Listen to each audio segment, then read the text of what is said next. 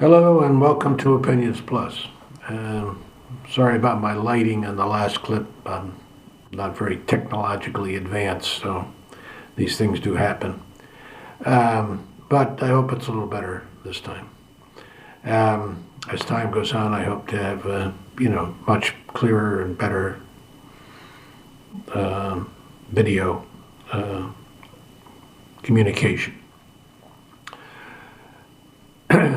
This clip is dovetailing and following the clip I just put out called Why We Fight.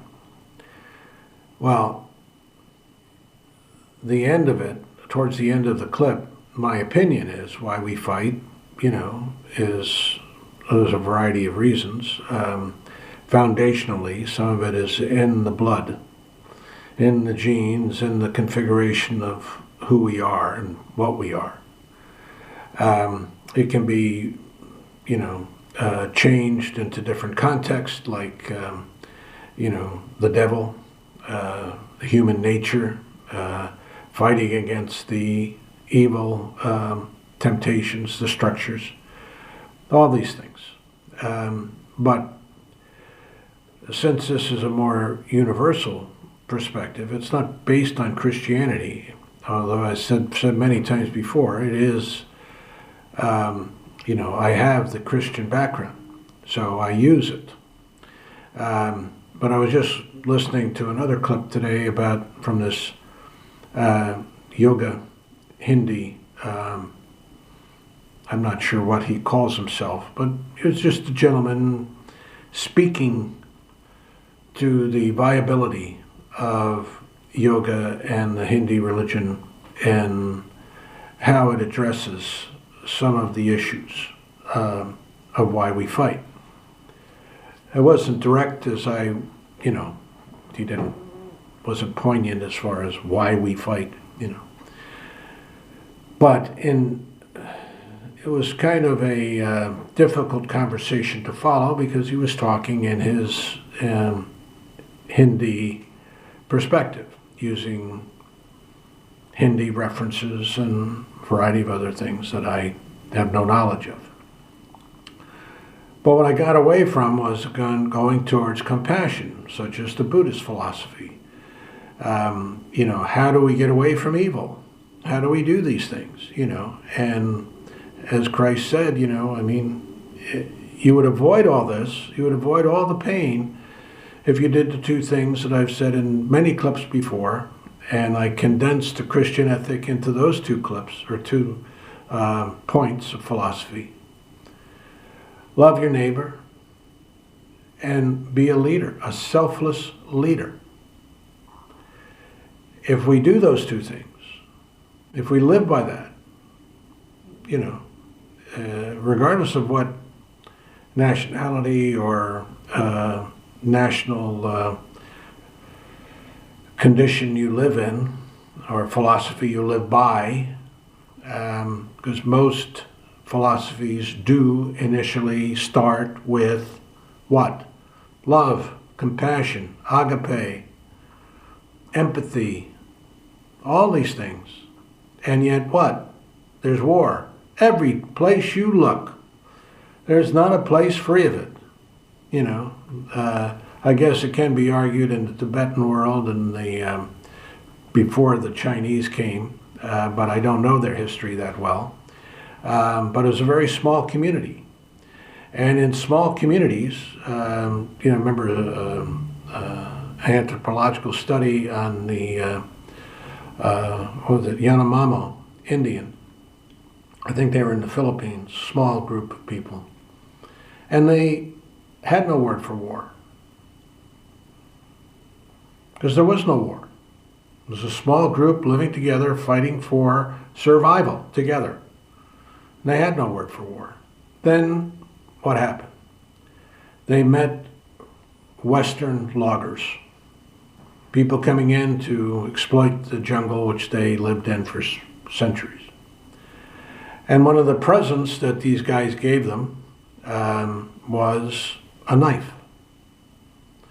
And a utilitarian tool, steel knife, not a stone axe or anything, but a steel, well-made, durable, cutting utensil. That changed their life quite a bit. There was a movie put out called The Gods Must Be Crazy years ago. It's Australian. And the backwoodsman, I think it might have been African. Yeah, it was South Africa. I'm thinking of another interesting little movie. But the bushman of the Kalahari had this bottle, this airplane pilot, driving along, finished his Coke bottle, dropped it out of the airplane in the middle of this plane, and this guy picked it up and he, brought it back, and he found it was useful for hundreds and hundreds of things. Pounding gourds and roots, and had a nice little handle, and could be done with all types of benefits. And they thought, my gosh, this is something beautiful, something wonderful that the gods gave us. Well, as the movie went on, and it was a comedy, but it had some poignancy to it. There was a lot of slapstick comedy involved in it and whatnot, but it was well done, quite an interesting movie. The end result was that this Bushman tribe decided that this wasn't a gift of the good gods. This wasn't benevolent. This was harmful. It caused, discord within the community. It caused problems. It got hate. And finally somebody hit another person with the bottle and caused injury. At that time, then the tribal chiefs decided to get rid of it and take it to the ends of the earth and throw it off the end of the earth, wherever that was. And one gentleman volunteered to do it, and the movie was part of it, part of the effort, or his experiences. Well, same with the Yanomamo, this Western influence, without context, without understanding, created sorrow. It doesn't mean that Western influence is horrible or wrong or terrible. It's just without the context, without the understanding, without the background. And why we fight, and what do we do about it? It isn't just why we fight. We know that there are people that could care less about why we fight and just want to fight. There's aggressive people in this world, dangerous, terrible people, and many of those people are our leaders, unfortunately, because we're not going to find the level-headed, empathetic, compassionate people rising to the top of our societal, especially when there's money and power and, other things to be gotten. It's the way it is. But there are social standards that need to be met in our society, social guides that help to control this urge to fight, to conquer, to have dominion over. Because isn't that what it's all about? In the first clip, they talked to why the animals, in their mating season, the males especially do this. And I said occasionally the women get involved in it. Women are not immune to hate and anger and sorrow and pain. Many times they are so infested by it because of their femininity, because of what the desires of powerful men and what men want and what economy wants. Because economy is a reflection of the human being. We're all reflections of everything else we do. So in order to make the society better, we have to be better. Seems pretty obvious.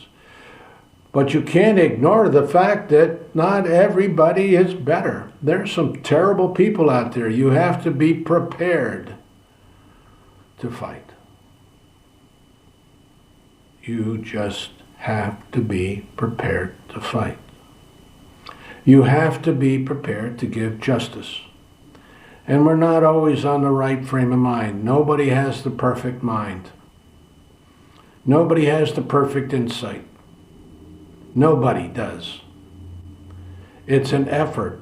It's a societal effort as well as an individual effort, but it's a societal effort to find that avenue. It's constant. It's every moment of every day. It must be part of our psyche to control us so that we can have happiness. And happiness is not avarice. Happiness is not greed. Everybody knows that who has greed. It fulfills an appetite, and then the appetite takes hold, and then creates what? Sorrow. Whether the appetite is sexual, food, power, whatever it is, it grows and magnifies because there's no control over that appetite. And it has to be understood. And years go by. Today, women are much, much more able, with law and tradition, to defend themselves against the tyranny that was and still is in many places of the world oppressed upon them. America would never support women walking around with burqas and covering themselves from head to toe. And it's so distinct and diverse. But those are people, and they have a choice. What is good? What is bad? What is, because you cover the women so they don't tempt these men who can't control themselves. Give me a break. It's a man response to a problem because they're ignorant. They're ignorant of their own strengths. They're ignorant of their own dignities in many cases.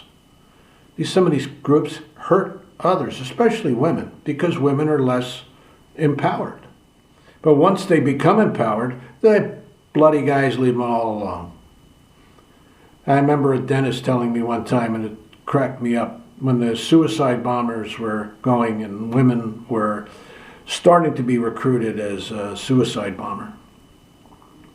One of the things that the suicide bombers were promised was some people have different numbers, but 70 virgins, beautiful women to attend to their needs every moment.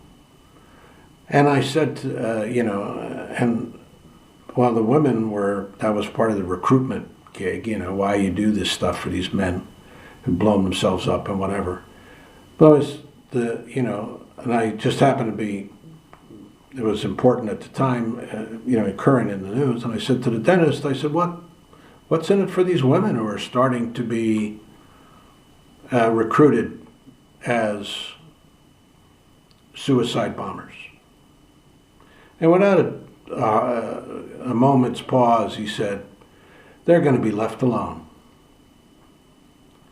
There's some truth in that. Why we fight and what do we do about it? We have to fight against evil. We have to fight against ignorance. We have to continually do that. We have to inform ourselves what is right, what is good, what is decent. Look at what is happening. Look at the reasons behind it. Look at the character of the leaders. The character of the leaders. Did I say that? Character of the leaders. That they lead with honor and dignity, or at least try to. Not just big mouth word hustlers. Charismatic, if that's called charisma. But decent, honorable people who want to do good for all, not just for you. You have to give up something to get something. People are running scared, yes. They're always scared about something. But they also have a power inside their hearts to do good, to always do good, and understand what good is. And I'm afraid many people are not understanding what good is. Thanks for listening. There is things we can do about, why we fight to avoid it. But when it comes, you must be prepared.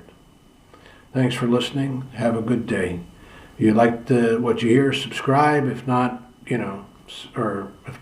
well, be kind. But if not, or if you do like it, send on to others. But please comment. If you have a comment, put it in the comments. You never know when it's going to make some. Everybody needs to share. So please share. Thanks for listening.